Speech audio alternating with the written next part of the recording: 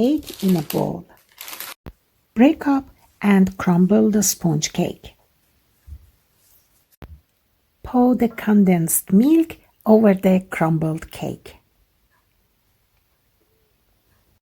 Now mix the cake and condensed milk together with your hands until it forms a dough, as you see here.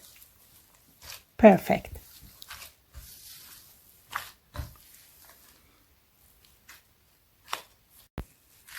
Gently take a portion of the prepared cake dough and using your hands as sculpting tools. Yes, and gently mold the soft cake dough into a cone-shaped pastry.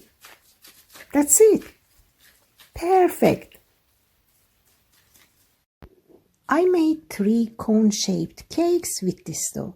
Now it's time for the fun part. Decorating the cakes and make them look amazing.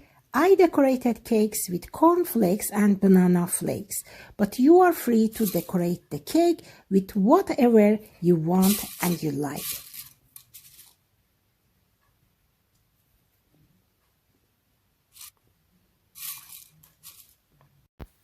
And as a finishing touch, we dust the cakes with powdered sugar. They look amazing. I love them.